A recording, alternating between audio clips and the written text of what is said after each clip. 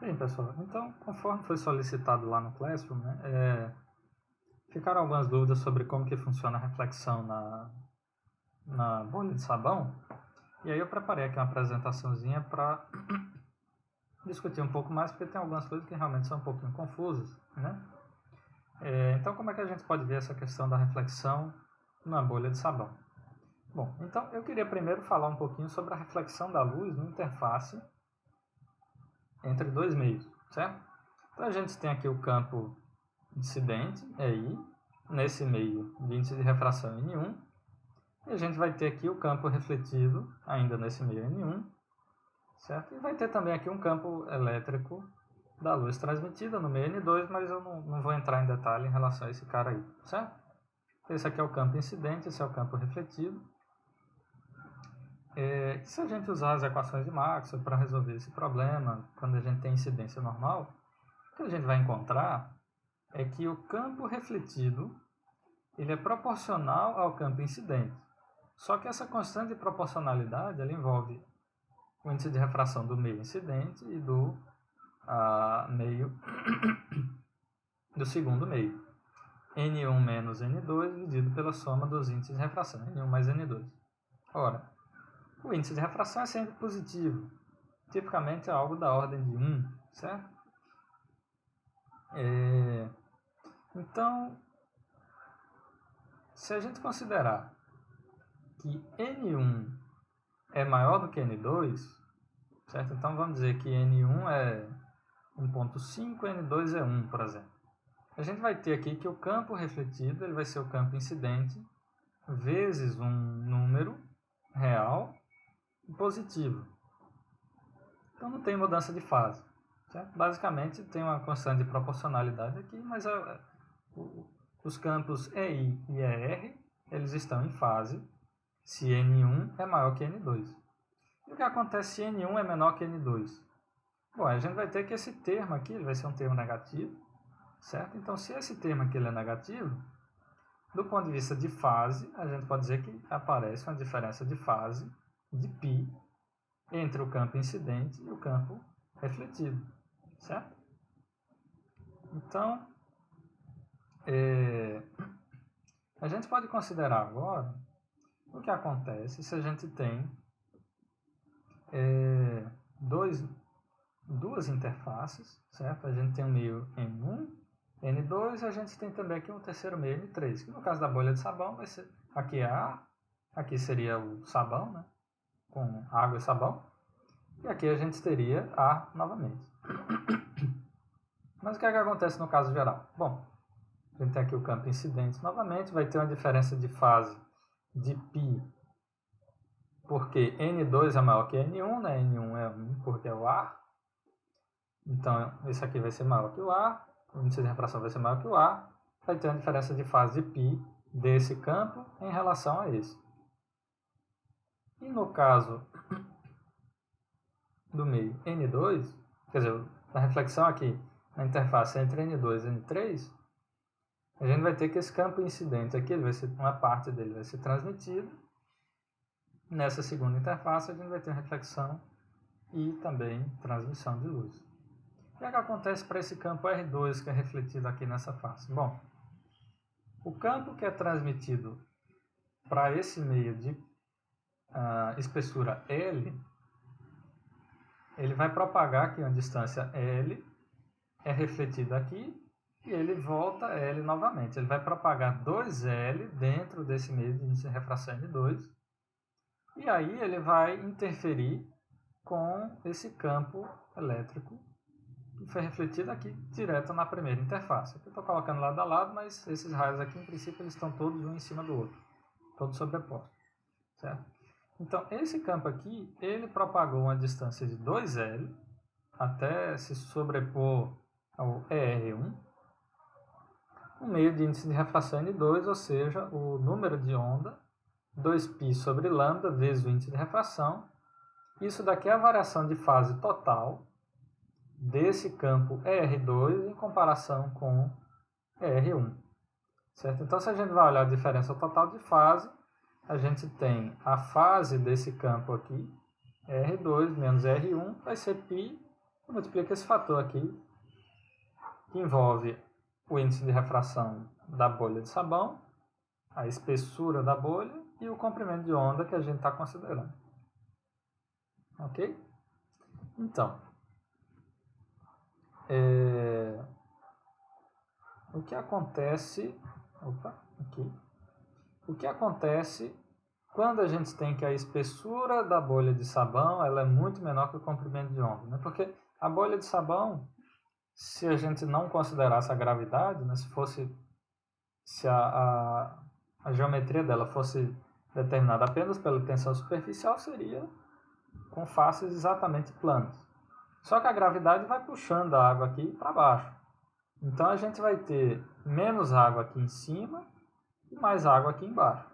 Então a espessura da bolha, né, se a gente aumentar, ela vai ser como uma cunha com um ângulo de abertura bem suave.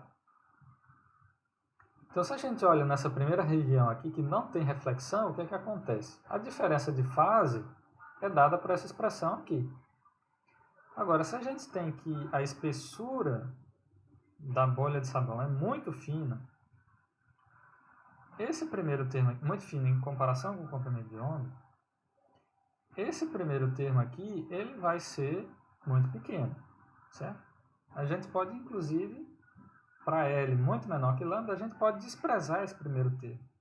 Se a gente despreza esse primeiro termo aqui, a variação de fase, né, aqui a menos de um sinal, aqui seria o módulo dessa variação de fase, é π. Ou seja, esse campo vai ter a diferença de fase de π em relação a esse outro campo refletido aqui. A gente vai ter interferência destrutiva para qualquer comprimento de onda, porque essa variação de fase aqui não depende do comprimento de onda. Então, se a gente está iluminando com luz branca, todas as cores que compõem a luz branca sofrem interferência destrutiva. A gente não vê luz sendo refletida.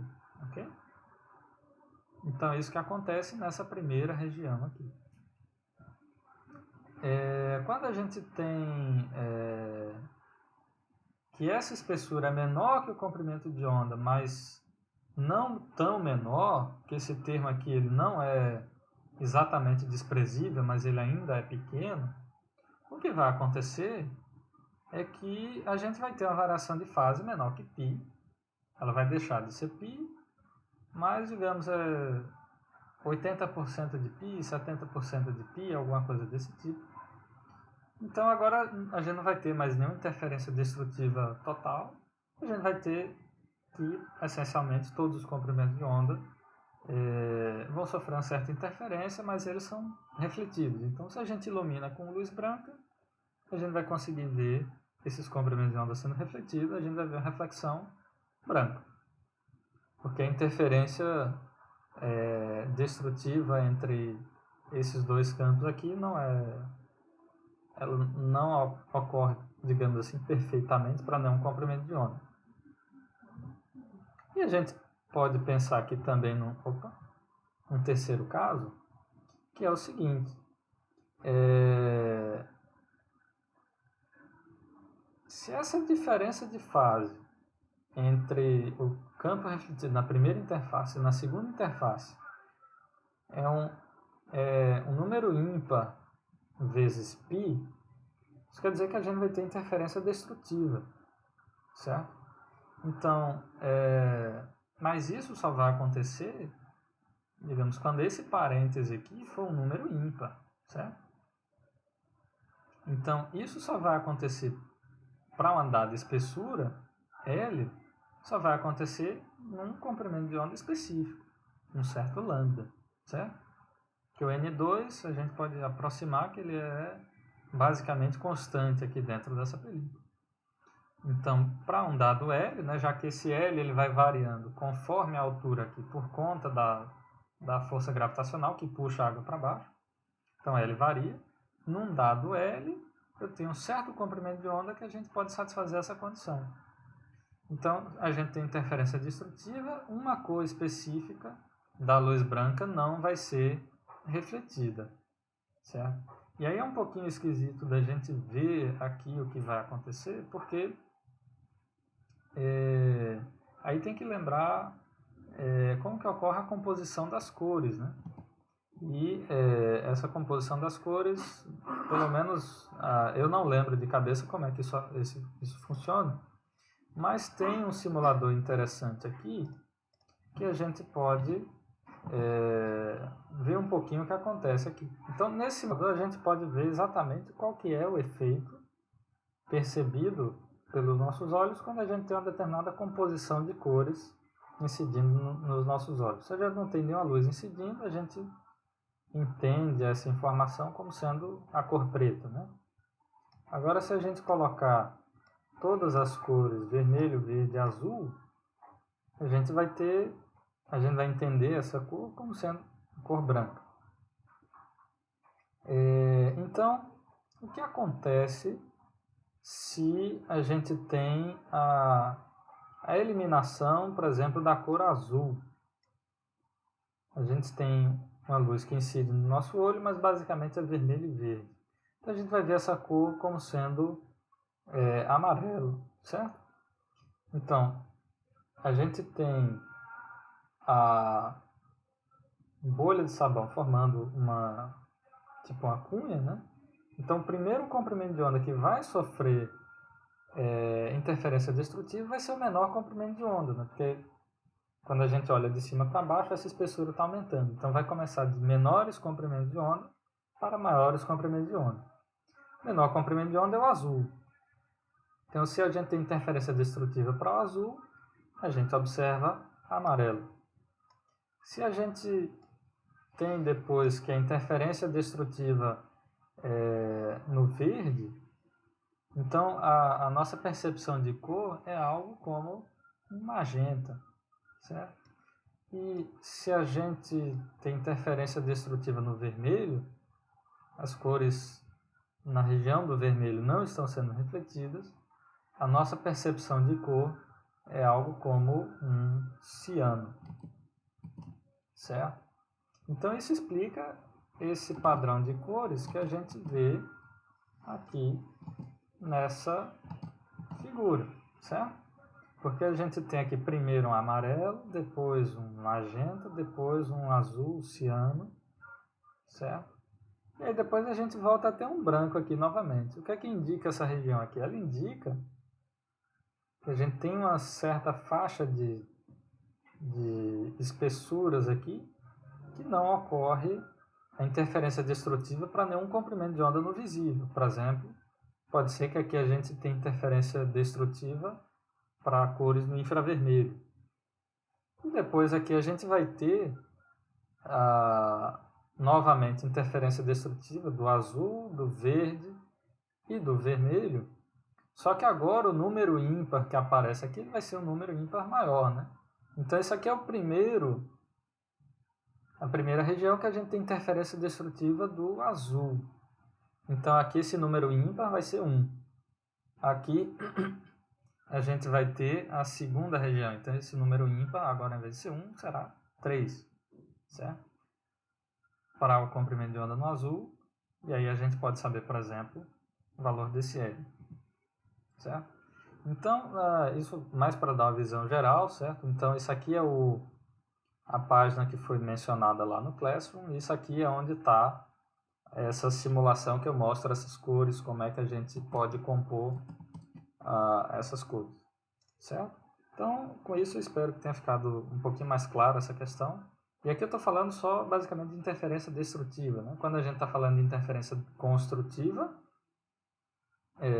que a gente vai ter também, então essa interferência construtiva ela vai ocorrer quando a diferença de fase entre os dois campos ela for um número par, ok? Então é isso, até mais.